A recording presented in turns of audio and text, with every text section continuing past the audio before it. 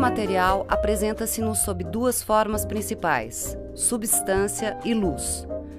Por mais variadas que sejam as aparências do mundo material, as substâncias que o compõem são constituídas por elétrons, portadores de carga negativa, prótons, com carga positiva, e nêutrons, desprovidos de carga. A luz, forma de expressão da matéria, é radiação eletromagnética emitida pela substância. Uma parte dessa radiação em ondas é percebida pelos nossos olhos, que diretamente registram no cérebro o que conhecemos como formas e cores. Portanto, é a luz que nos revela a forma completa do que podemos enxergar. Em conjunto, nossos olhos trabalham com algumas constantes, e através deste contínuo observar, percebemos o mundo físico. E conseguimos enxergar, por exemplo, como lhe cai a luz do sol e como esta lhe projeta a sombra. Sem tocar um objeto, sua textura e cores nos são reveladas pela maneira como ele absorve e reflete a luz do sol ou a luz artificial, e por onde produz as zonas de sombra. Percebemos sua suavidade ou aspereza, sua distância em relação ao nosso ponto de observação, e enxergamos muitas cores ao longo do dia ou da noite conforme a luminosidade do local. Podemos afirmar que nosso sistema sensorial é fundamentalmente visual e que temos um cérebro óptico como centro dos sentidos na espécie humana. Nossos olhos são órgãos que se ajustam automaticamente à quantidade de luz existente, além de possuírem terminais nervosos que conectam o cérebro com o mundo exterior.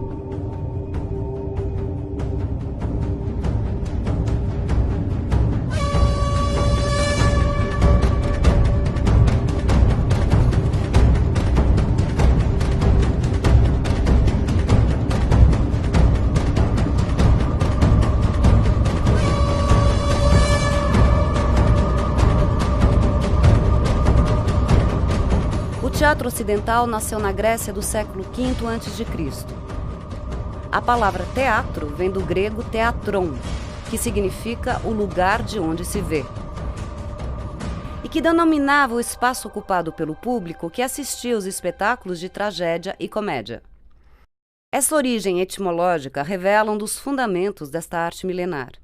O teatro é um local onde o público olha ações, gestos e movimentos humanos colocados dentro de um contexto especial para serem observados por uma plateia.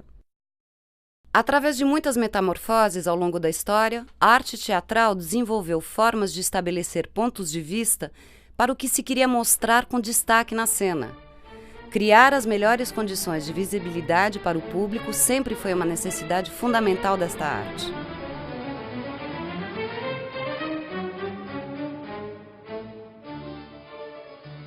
Um outro tipo de espaço para o teatro surgiu na Inglaterra durante o Renascimento, no apogeu do reinado de Elizabeth I. Nesta nova arquitetura para o edifício teatral, denominado elizabetano, o palco avança em uma plataforma que vai em direção ao público. Os cenários ao fundo são fixos e a plateia é distribuída na frente do palco num piso mais baixo, ou em galerias e camarotes colocados em níveis nas laterais. Neste espaço cênico floresceu o gênio de William Shakespeare, e sua dramaturgia reflete as características desta arquitetura, como a famosa cena do balcão da tragédia Romeu e Julieta. O teto deste edifício era aberto para a entrada da luz natural. Efeitos com fogo, tochas e velas eram utilizados. Na Itália, o arquiteto Andrea Palladio projetou o Teatro Olímpico de Vicenza, um novo tipo de edifício fechado para abrigar o espetáculo teatral. A plateia continuou em declive, como no antigo teatro grego. No palco, uma cenografia fixa reproduz uma rua da época com o uso da perspectiva. A iluminação, feita por grandes janelas e luminárias alimentadas por óleo animal.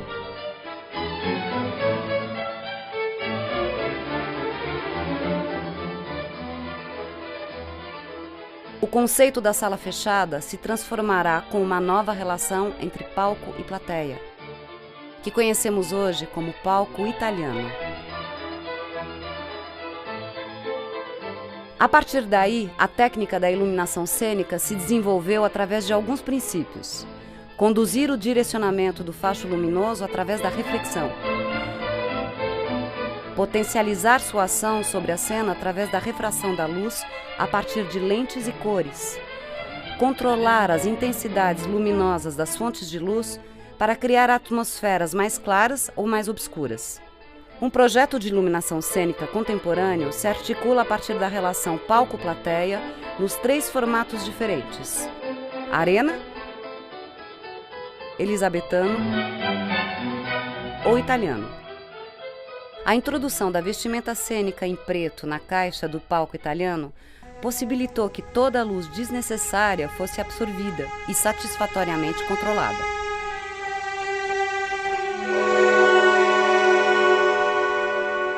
Na passagem do século XIX para o século XX, 2 artistas revolucionaram a estética da iluminação cênica.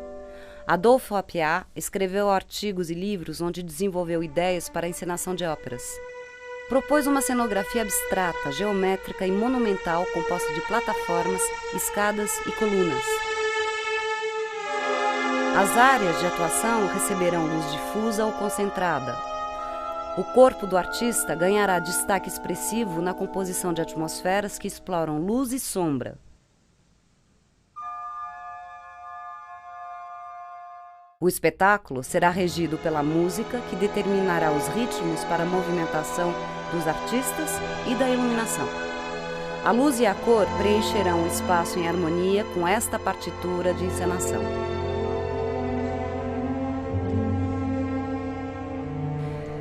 No seu livro Da Arte do Teatro, de 1905, Edward Gordon Craig propôs uma encenação onde os elementos materiais do espetáculo, cenário, música, luz, figurinos e gestualidade dos artistas seguem uma unidade conceitual criada pelo encenador.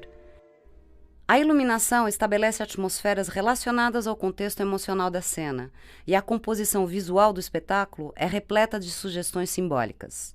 De muitas formas, a cenografia e a iluminação cênica do século XX foram influenciadas pelas ideias destes visionários. Os equipamentos de controle da luz cênica foram desenvolvidos para possibilitar essa separação de conjuntos de luzes que se movimentam na cena, com intensidades de brilho e ritmos diferenciados.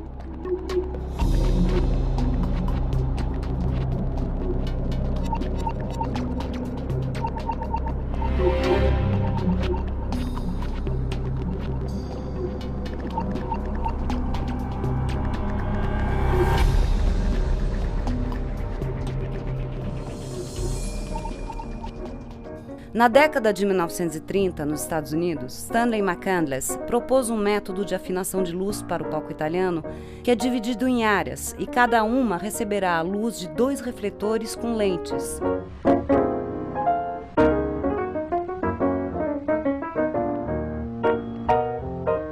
Cruzarão seus pontos focais sobre ela numa angulação de 45 graus. O contraluz completa a iluminação para cada área. Desta forma, são preservadas a tridimensão do corpo e a expressão do rosto e olhos dos atores e atrizes são iluminadas sem sombras deformadoras.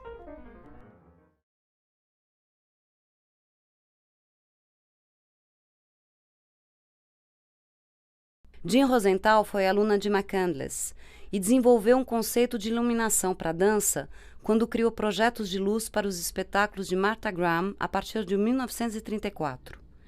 Em torres colocadas nas laterais esquerda e direita do palco e escondidas pelas pernas da vestimenta cênica, foram instalados equipamentos para iluminar os bailarinos através de corredores de luz na altura do corpo. Explorou efeitos em contraluz e luz rebatida para criar impressões ópticas a partir da valorização da silhueta.